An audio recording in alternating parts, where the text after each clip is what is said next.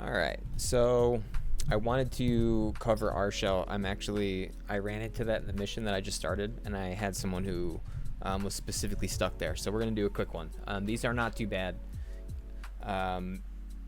It's just the process can be a little confusing the first time. So I have I think it was like a level 2 mission, and the client wants me to delete a file that could incriminate him in a crime. So let's start with the basics. Let's get this going. So I'm launching Viper, add var lib 0, so I can use all my processing power. And then I'm going to SSH into a different server, so I'm not doing it from my home. We're gonna do one of these really quick just to make sure. No updates. Okay. So, as all things, we're gonna start with an nmap. And in most circumstances, if I had to get something in this network in 24.6, I would just attack port 80 right off the bat, because I can probably get into that pretty quickly. In fact, I know I can. But the difference here is the LAN IP that we're looking for is actually on 192.168.0.4, and this is on 1. So that's a different subnet, right? So the subnet that we actually need to get to is this one, but we don't see anything open there. So we're actually just gonna go straight for the firewall. Or straight for the router, excuse me. So we're gonna exploit scan the public port 0, which just means that's the router port. It means it's the router, not a port. 0 is not a port. It just signifies that it's a router. So let's do the exploit scan. And let's look at targets. Okay, so we have guest file and guest shell. For what we need, this is totally okay.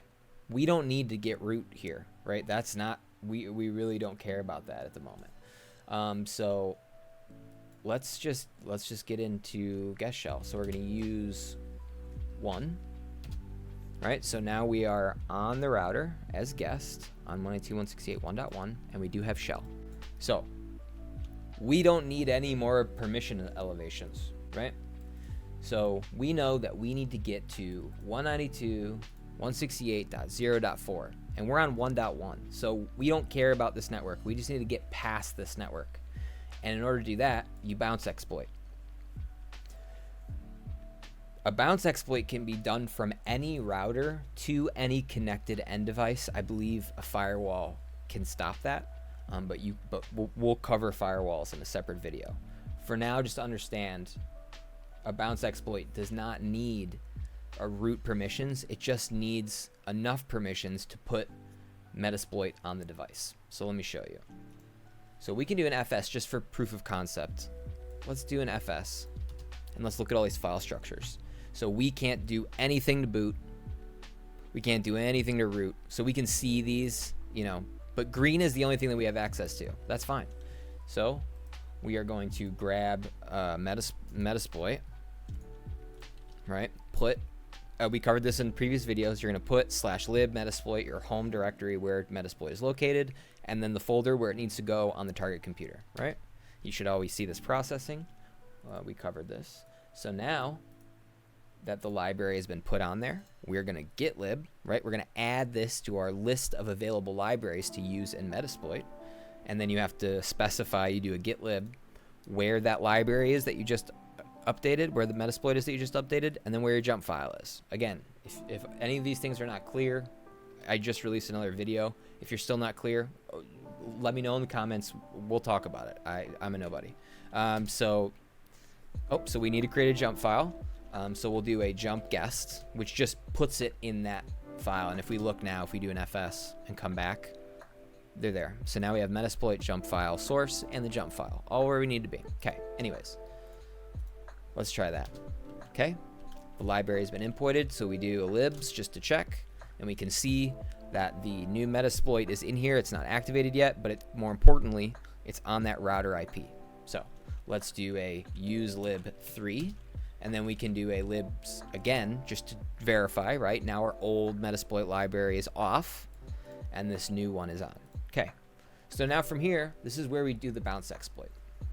In theory, it's basically you're examining the data as it's coming back in from remote sources because you're exploiting the local router data, right? So this computer, 192.168.0.4, is communicating with this router because it needs to get out to the network.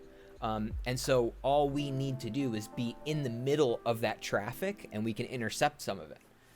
So anyways, let's do that. So we're gonna do an exploit scan and we're gonna do it against ourselves, right? 1.1. And then what port? 0, because we're exploiting a router, right? And then the optional flag is going to be the end device that we need to get into. Now, these will always come back as computer objects. That's the only way this works. So basically, if you're ever getting into territory where you're doing a bounce exploit, that also means very shortly, you're probably going to have to do an R shell session afterwards. Those are pretty linked together. So anyways, let's do it. Okay, let's look at targets. And as you can see, we're getting a bunch of computer objects back, right? Now, what we really want is a user. Yeah. Okay, so we have this one, Andelo. Oh, let's do something else real quick while we're here.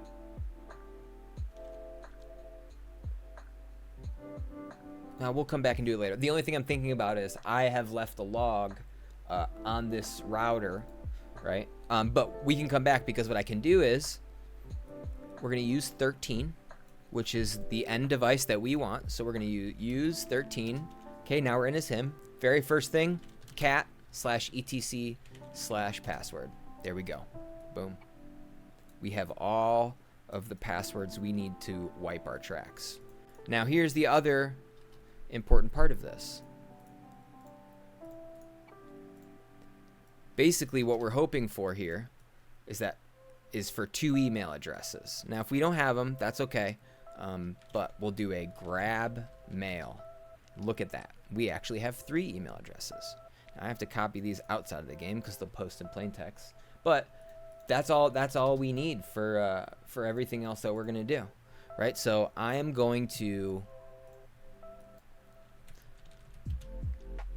crack just one of these. It doesn't matter which one. All you need, basically the requirements for an R shell server is you have to have a server with a port open on it doing port forwarding, and then you also need to have 2 emails, one of which you have to be able to log into, right? So let's do this. So I'm gonna paste this and we're gonna crack this. And so, okay, so now we're gonna open up our mail and we're gonna log in as the user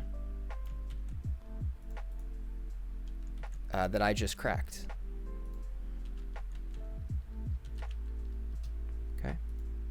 Okay, so now we're in. So now we just need another email that's on the computer. This is gonna be our victim account, right? This is gonna be the user that we will have our R shell session with. Okay, so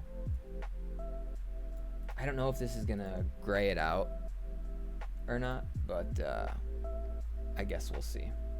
Hold on, I'm actually gonna blind this really quick, just to make sure, because I'm curious if it'll do it.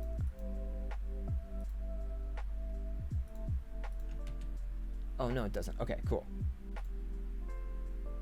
So let's bring that back. Okay, so what I did was, after we logged in with this user, we're gonna create a new email and we're gonna use funny game.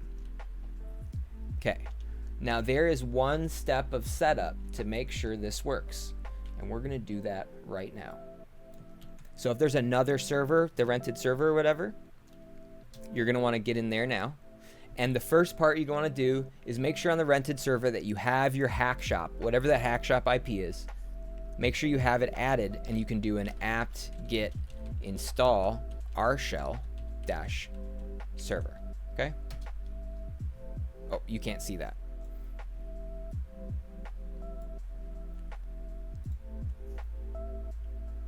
So I did apt get install rshell-server, okay? It's been installed. Now the next step that we need to do is just type R shell -server, and it's going to pop up a little thing, and it's going to say, hey, you need to launch this in your browser, which is exactly what we're going to do. So we're going to copy that part, and we're going to hit paste, and now we're in the router of our rented server. Now this is already here, but what you need to do is you need to forward whatever port you decide to use for your R shell connection. Default's 1222, and I don't care if you want to hack me with that. I don't care. So the external port is 1222. Internal port's the same, and then the LAN IP is whatever that server is, right? Very simple. And then once you're done, you're going to click this little thing right here on the right, okay? And then our port forwarding is set up. So we should be good here. So now we want to attack that other user that we know works on that computer.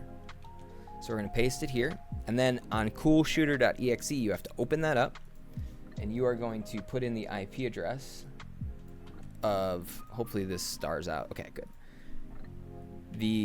of the server and the port, okay? And we're going to send it, okay? And there we go.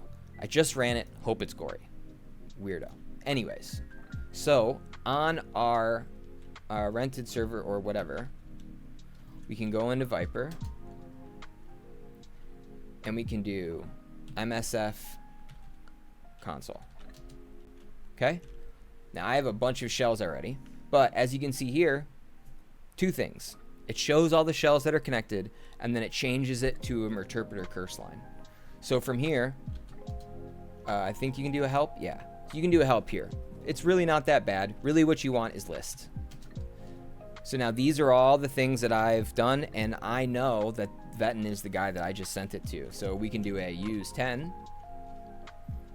right? Boom. Now we're in as him, and then all we got to do is crack the root password, and then here we're going to do a jump guest. Okay. So now that we have jump guest, we can do a sudo root truce /home/guest/jump file. Boom. Corrupt logs. We are into the computer that we need to be in root shell. We can do whatever we want. So now we can do a little fs. I'm going to delete this. You probably don't have to, but I'm going to. And then let's see if it's in here.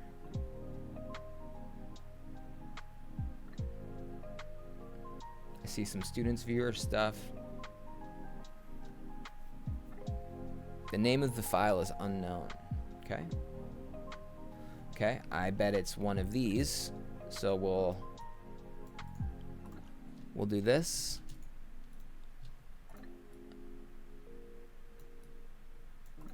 And we'll do this, and we'll do git /home/vetten/chat, right? And then we need to do /root.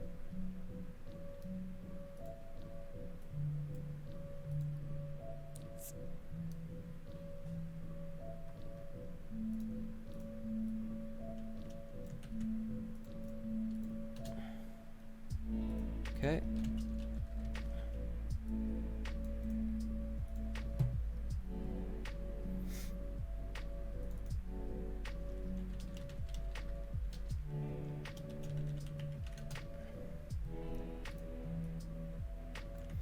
All right.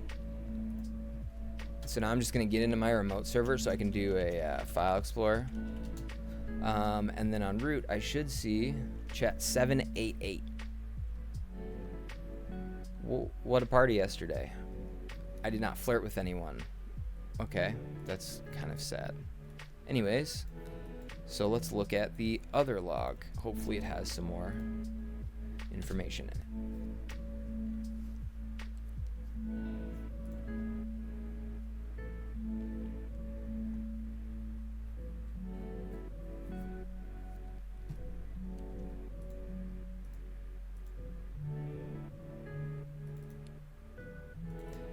Was that 615, 623? Boom. There it is. Just in case, I have encrypted and saved it here. I don't know if this is going to copy properly, so I'm going to do it outside of the window.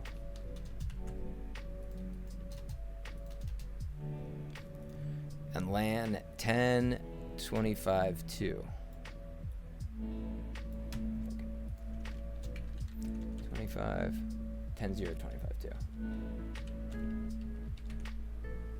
Okay, so now from here, I'm actually going to go back. And I want to go to this shell, right? So we're guest shell, so we're going to do a jump guest. Oh, it's already there. Sudo root truce home guest jump file, right? So I'm going to sudo on this router, and I'm going to corrupt logs, right? So I don't leave a trace on that shell session. Okay. So let's just let's keep going. I'll finish this one out. We'll ride it out to the end. So let's launch a new VIPER. Add var lib 0. And again, there's probably better ways to do this, and I'm all open to them if you found them. This is just, there's not really any training out there for me to go off, so I'm kind of learning this by myself. So, you know, obviously if there's some vets out there that are watching these, give me the goods. I want to get better at this, you know? All right. Let's do it. Can I do that? Hold on, I got to gray out the screen one more time.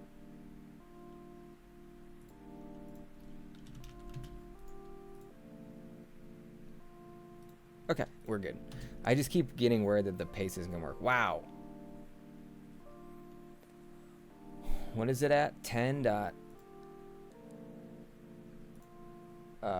it's on 10.0.25.2 is the subnet that it's on. So do we see 10.0.25?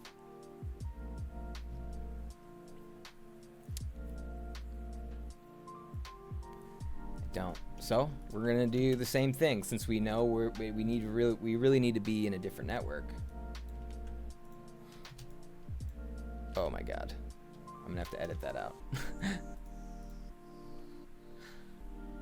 Okay, let's see what we got.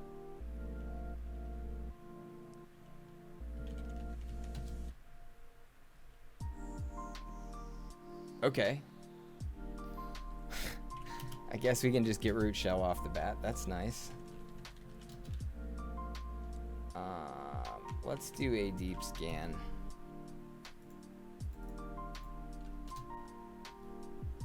Ooh, we need 10.0.25.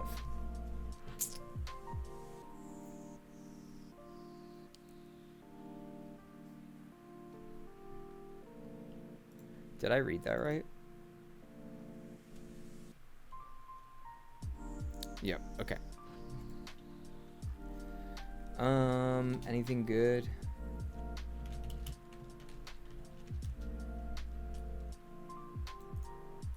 Let's just do that really quick and crack this.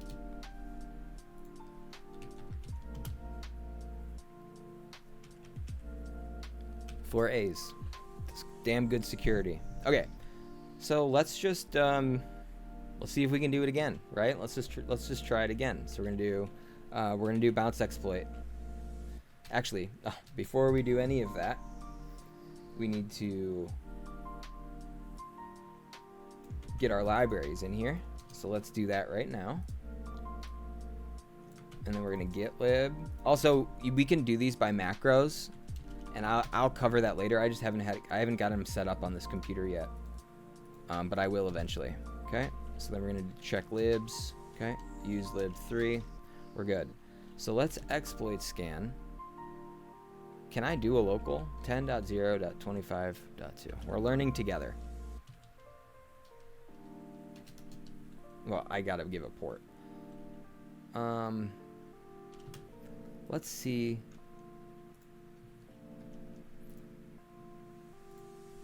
No, let's just do it. Let's do 192, 168.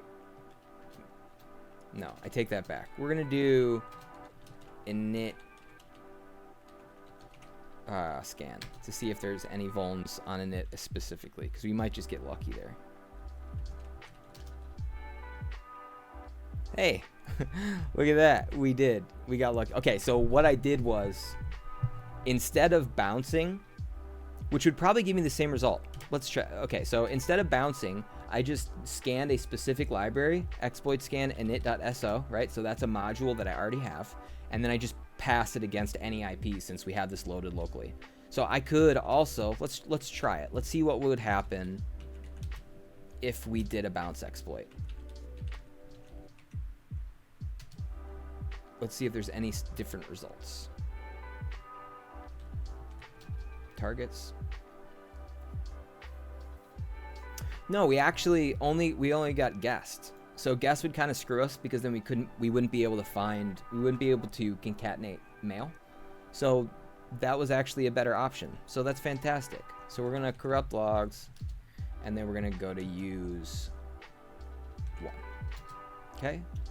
So now we can grab mail. There it is.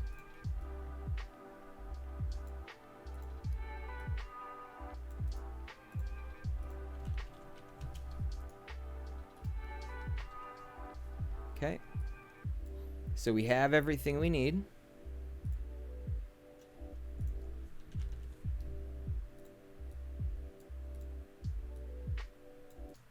And we're going to copy it, paste it in there, and then we have, I'm assuming that A is for arrow.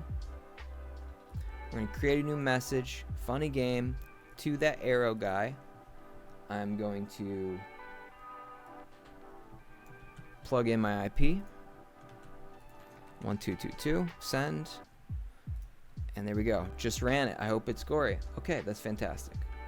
So now if we wanted to,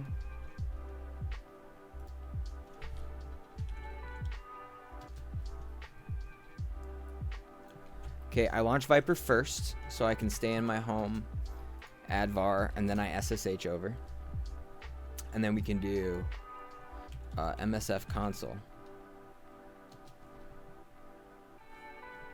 Oh, no, I take that back. I can't do it that way. Because the service is running on that rented server. It's not running on my home server. When you're in Viper and then you SSH into it after you've started Viper, you're still calling all of your home libraries instead of the rented server. So when I SSH to my rented server first and then launch Viper, that's where the actual service is running. So now we had 11 shells before, now we have 12. So we're gonna do a list. Okay, you can use 11. Boom. So now we have a user shell. So we're going to jump guest. I think we may have already made it. No, we haven't. Okay. So then we just do sudo root a home guest jump file. Okay. So now we are in the computer that we need, and since we need to delete a file, guess what? We wiped the system. Just type wipe, right? And then you're good. And I'll just type done. Satisfied with the job. Okay. That's it. So we just did 2 R shells back to back. And we just so happened to learn 2 other things too. We learned how to do the bounce exploit, and then we also learned about scanning single vulnerable libraries. So for example, just one more while we're on the subject. So if we did, if we were in there, we could do exploit scan. Like if it was a router, you could specifically do kernel module.so and check against that, right? For the IP, if you were in like a local computer or something like that. But remember that library has to be local for you already to use in the scan. Anyways, we'll cover more of those later. Yeah, if there's other things you guys get stuck on or need any help, yeah, let me know. Do the like, comment, subscribe thing or whatever for the algorithm, and I'll talk to you guys later. Thanks.